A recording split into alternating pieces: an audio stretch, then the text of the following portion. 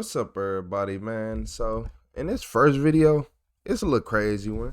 So, this racist killer figured out that police figured her out. You hear me? She thought she was just gonna be walking around like it's the 1920s and being cool, but they caught up to her. Yeah, did I mention she was a killer? Hit that like and subscribe button, man. This is 30-year-old Victoria Worth being questioned about her husband's death. Months earlier, she had begun planning her husband Shane's murder, determined to make it look like a... That was until Shane's final words turned the investigation upside down. Shane, can you hear me? I didn't do it. Okay, everything will be all right. Victoria believed she had orchestrated the perfect murder, securing her husband's house, car, and fortune. But eventually, her arrogance would not only seal her fate, but also bring down the people around her. Some days I just wish you would get in an accident, die or something. There's a lot of things that could be done to make it look like it's... This is the time to tell the truth. I am. This wasn't planned. This wasn't supposed to happen.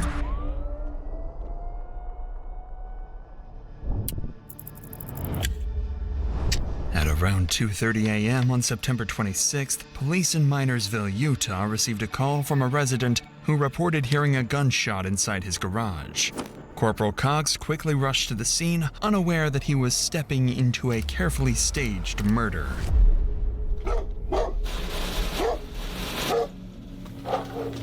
Hello!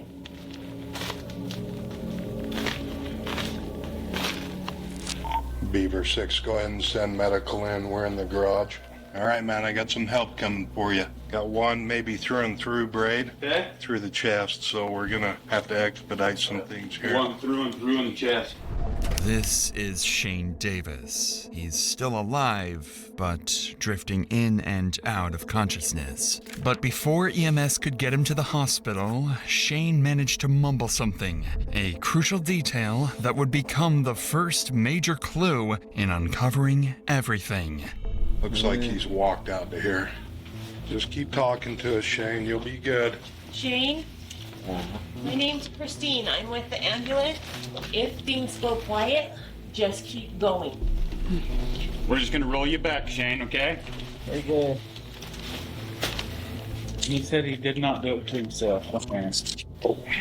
With Shane insisting he didn't shoot himself, detectives began to consider that this was not a self-inflicted act, but attempted murder. The officer counted 6 people in the house. While they were still seen as witnesses, their strange behavior and absence of a gun would soon raise suspicion. There's about 6 people in the house. For the last few videos, they've been trying to say that the people did it themselves with no guns. So that's what I've been throwing me off with gunshot wounds. So lock the whole You guys house up. know Shane to own a pistol? He does own a pistol. Okay. It's in my room with him. I'm married to him. I don't see one out here anywhere, so I'm wondering where it's at. Nobody's seen a gun or anything like that. He's got a gunshot wound to his chest.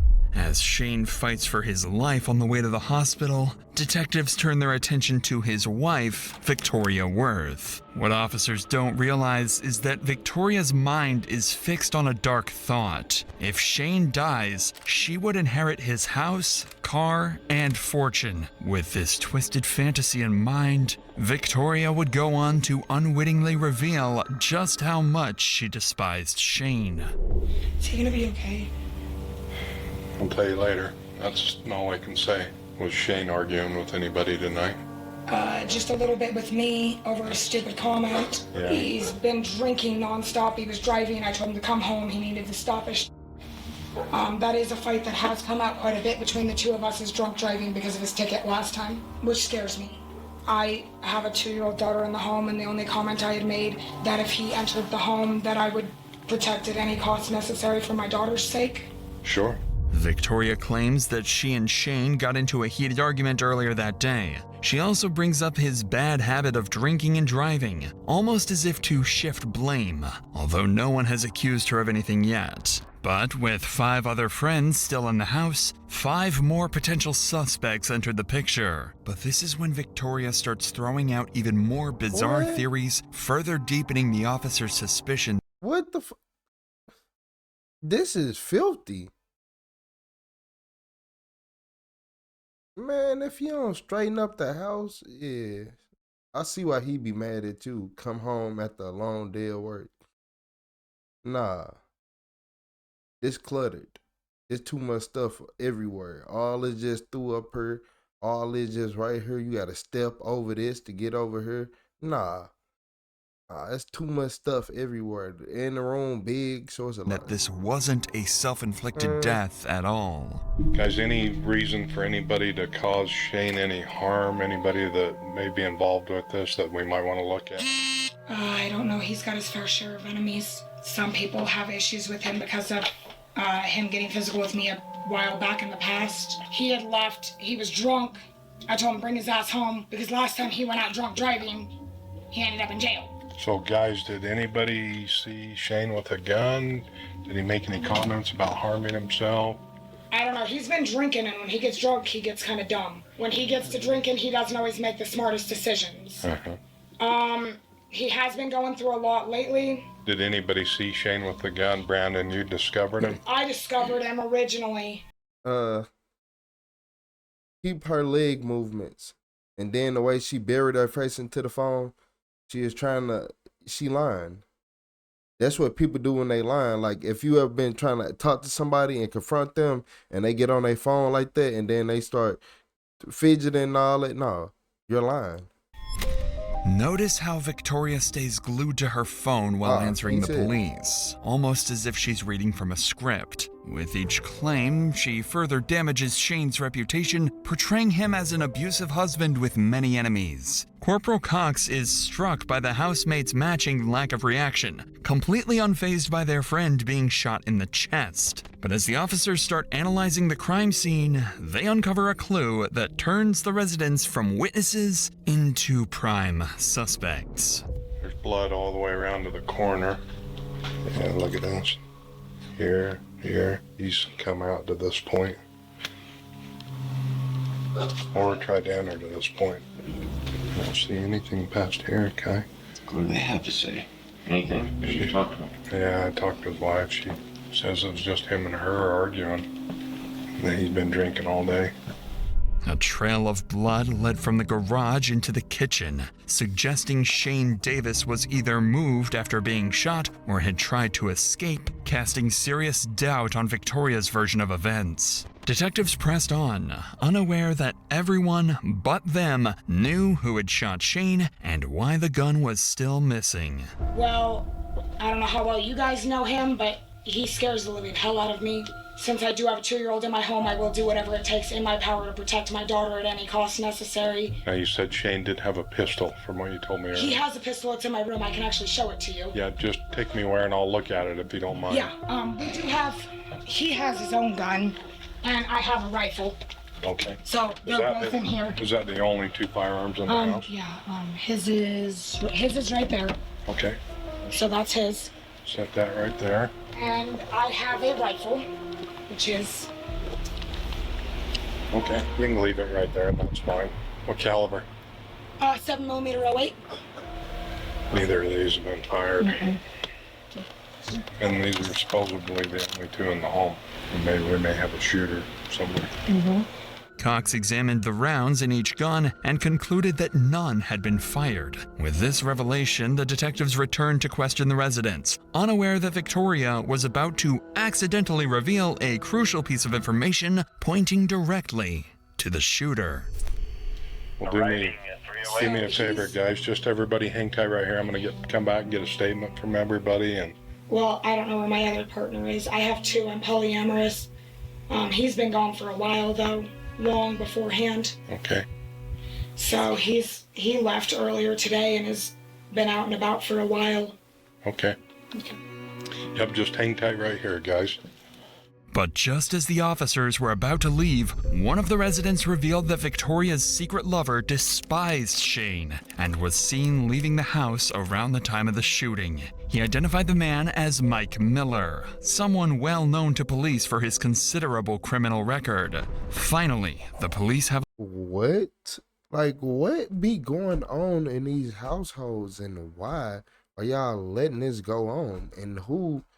She ain't none of that to even be having two men. Oh, nah, man. Lead, marking the start of the hunt for their primary suspect. The officers were now on the lookout for Mike, a likely suspect in Shane's death, or at the very least, someone with answers. A few hours later, after searching the nearby area, one car's license plate matched 27-year-old Mike Miller. To their surprise, Mike was compliant when approached and even agreed to come to the station for questioning. But while the officers expected denials and deflection, he would tell police exactly what had gone down. He proceeded to walk towards me and ended up going through the garage. I know she tried to keep him out of the house by keeping him pinned to the door. For a minute, she kind of kept him there, and then he got kind of pretty physical with her. He grabbed her wrist and he shoved her. And I told him, like, Shane, I will shoot you. You need to let her go. He wouldn't listen. I did what I did to protect him. I shot him. Without any pushback from the detectives, Mike admitted point blank that he shot Shane. But there was a reason for his unusual honesty. He would soon claim it was all in self-defense. She had me go tell him to shut the truck off, and I looked at him like, dude, I'm just telling you what I was told to tell you, because he does tend to at times get kind of physical when he's drinking. I wasn't going to just sit there and let him hurt the woman I love. I saw him as a threat to that household and to that child, and I did what I thought I had to do to protect him. I shot him. Pure self-defense and protection for that household. Despite Mike's apparent honesty, the police know he isn't telling the whole story, although for now, they let him believe he's off the hook. But before the officers can apply pressure, Mike introduces a new name, someone supposedly even more dangerous than Shane. Sean, who he was on the phone with, he had called her a bitch quite a few times. She had given the warning to Sean that if he came here, it wasn't going to end well. From what I understand, Sean is a very violent person. And Shane kind of said something to Sean, saying, he's like, you know what, Sean, go ahead and come down here. That then there posed a threat on the household, because Sean wasn't going to come down here and just talk everything out. He would be armed, and he was going to come down here for a fight. According to Mike, Sean was a friend of Shane's who was moments away from arriving at the house, armed and ready for a fight. But since Mike had spent 5 hours on the run after the shooting, it's possible Victoria instructed him to tell the police this story and perhaps even to claim self-defense. However, Mike's self-defense argument was far weaker than he realized, and the detectives began pressing him on it. Why did you immediately go to the gun rather than try to physically stop him? Because there's two of you and just one of him. The light wasn't on, and like I said, it's really cluttered in that garage, so I would have ended up falling and stumbling. Hindsight 2020, is there a way that you would have handled this differently? Yes, if he hadn't been so stubborn. Yeah, I mean, but rather with using the weapon. And that's something I thought about throughout the night while I was driving, is that I probably could have handled that a lot differently, but like I said, he was already getting fairly aggressive with everyone else and pretty loud.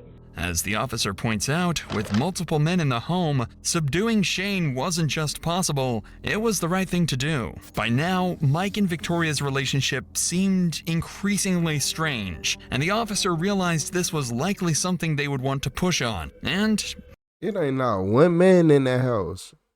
Boy, what? Them are boys. Man, all them boys in that house, man. He was I'm right. being honest. So has there been any, like, jealousy squabbles between you and this not Shane? no man. I mean, have you, like, seen him with Victoria and became jealous? We've had our moments where, you know, he wasn't really given a choice. Everything had came out that me and Victoria were together and had been together for quite some time and whatnot. She basically told him she was staying with me, and that was that. He was going to have to deal with it or, you know, end the relationship. Just as the officer suspected, jealousy and rage explained Mike's actions far better than self-defense. With their primary suspect now in custody, devastating news arrived from the hospital. Shane had passed away. As Mike prepared to be charged with manslaughter, Victoria believed her brilliant plan had succeeded and that she had outsmarted the police. But little did she know, her arrogance would eventually catch up with her. Oh, you thought you ate? Man, y'all better get out my face. Boy. Y'all blown together. It's now 1 month after Shane's death, and Victoria is still living in his house, driving his car, and carrying on as if nothing had happened. She frequently visits Mike in jail and writes Facebook posts about how much she misses Shane. It seems that fateful night was behind her, and Victoria was free to live her dream life. But that was until something completely unexpected happened. On November 7th, the detectives received an anonymous tip to check Victoria's Snapchat account. While they weren't expecting much, after all, their primary suspect was already in custody, the investigation was about to be turned upside down. Unbeknownst to the police, Victoria had been planning Shane's murder for months over Snapchat with Mike. While Mike may have pulled the trigger, the messages made it clear that Victoria was the mastermind. With this new evidence showing that Victoria had conspired with Mike and encouraged Shane's murder, the detectives were ready to bring her in. Although Victoria remained arrogant, still convinced her plan was flawless, the police now had enough proof to completely dismantle her. So, I mean, were there ever times that you and Mike talked about Shane together and that you were both upset with him because of things he was doing? Yeah. What was that about? Just the way that he was acting and his behaviors at hand, and that if it was going to continue on, that we were going to sit down and sit there and say no more alcohol allowed in the house at all. Mike had multiple usernames on Snapchat. Do you remember Devil Daddy 13? That might be one of his. You ever remember having a conversation with Mike about Shane when he was using that Devil Daddy 13? Not off the top of my head. Victoria's voice goes quiet, the question likely sending her mind racing through every conversation she had with Mike. With Victoria scrambling to collect herself, the detectives were about to confront her with every incriminating message they had. But little did they know, Victoria's arrogance would persist, still believing she could walk free without facing the consequences. So, I want to show you this, and maybe I can jog your memory too, I don't know. This is those snaps between Devil Daddy and Rebel Princess. Everything that I reached between you and Mike, you said some days I just wish you would get in an accident or something, so... I didn't have to deal with this crap. But let's just read through these, Victoria. Okay. So, cut your wrist to get caught. It was supposed to say too much of a risk, your dumb ass would get caught. So then, Mike responds back to you. It can be done if done right, and it wouldn't be hard to do. And then you responded back to him saying, yeah, not without getting caught or guilty. And that's where I'm sitting here trying to convince him, like, no, you're not doing this. One, you're going to get caught. Two, you're going to feel hella guilty about shit. So then, again, Mike to you, getting caught wouldn't be an issue. Dylan doesn't carry guilt with me. The person has no hold on me. Mike reports back to you there's a lot of things that could be done to make it look like natural causes based off his depression and all that's going through his head. I've done it to my dad before, not enough to kill him, but enough to get a point across and make a difference. And to the point, and if he dies, he can't defend himself. We can all say he's been acting hella different. The right story by everyone can dismiss it all, and then you say, I'd rather it look an accident. It's the only way. I'm going to keep house. We are sitting here, and I only want one thing from you, and one thing only. I want the truth. You didn't even expect us to have those. Needless to say, Victoria indeed wasn't expecting this. Corporal Cox has just revealed a conversation from 2 weeks before Shane's murder in which Victoria explicitly expresses her wish for his death. Her intent is clear as day: "I'd rather it look like an accident. It's the only way." Other messages, such as "touch your wrist to get caught," reveal the meticulous planning that went into Shane's murder. Victoria is naive enough to try and explain the messages away, even claiming that she was actually trying to dissuade Mike from shooting Shane. But despite the overwhelming evidence, Victoria still had a plan to slip out of this predicament. Victoria, I can tell things are weighing heavy on your mind. There was a lot of abuse with me and Shane, but that doesn't mean that I ever wanted to leave. Under no circumstances did we plan for this to happen. What went through Mike's head that night that it went all down, I don't know.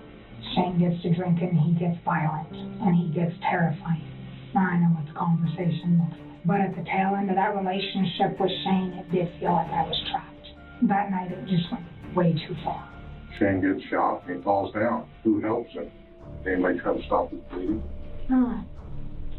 No, I can't handle blood, and he wouldn't let me touch him anyways. All he did was grunt and make weird noises. You can't explain that, Victoria. This is the time to tell the truth. I am. This wasn't planned. This wasn't supposed to happen. Except you're talking about murdering your husband with your lover. We're making this right for Shane. Shane's the victim here. And I understand that, but I didn't plan my husband's murder. How often have you talked about killing someone? Oh, Lord. No, seriously. How often have you had these conversations with people? You're telling me that you're a perfect person and you've never done a single wrong thing in your life? No. I have Or made a never wrong talked about murdering someone. Okay, but you've never sat there and made a wrong retort. Remember what I told you Shane was dead that morning? Yeah. You remember when you said back to me? No. And you actually said to me you were worried about losing your house. Your husband just died and told you that. Do you think those things planted the seed in Mike? And it might have. So planting the seed in there, possibly. I very well might have without even intending to do so. 90% of that, yes, was smart out remarks. Can I please go some? I'll tell you this right now, absolutely no. What I have for you is an arrest warrant signed by the 5th District Court Judge. Seriously? Seriously. You are being placed under arrest right now. I did not kill my husband, and that will come up, and I will sit there and make sure of it. You guys are making a huge mistake. Victoria finally admits to planting the idea of murdering Shane in Mike's head. Unbeknownst to her, Corporal Cox has masterfully coaxed her into confessing and sealing the fate of her secret lover. Months after the murder, Victoria was finally arrested and escorted to Beaver County Jail, the same facility where her lover was being held. Mike Miller pled down from murder to manslaughter and received a sentence of 8 years to life. 8 years. Victoria Worth was convicted of criminal solicitation and conspiracy to commit aggravated murder and sentenced to 3 years to life in prison.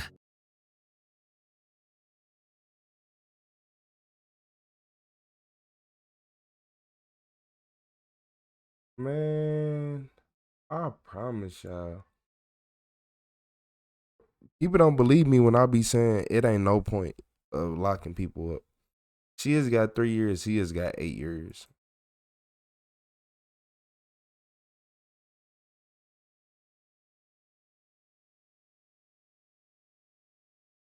Yeah. I don't know, man. I think they failed in that one. They failed in that one, y'all. That's one thing. It ain't, that just blew my mind. The ending just really just. The ending just blew my mind. Cause there's no way. There's no way. 3 years? Oh, we're gonna kill him. We're gonna keep. You wanna know what I, and it's like, oh my Lord.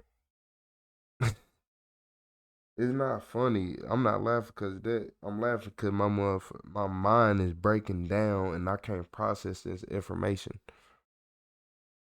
Yes, sometimes you need to start laughing. That she's got 3 years for that. Like, ain't that like a subscribe button? I can't. I'm flabbergasted.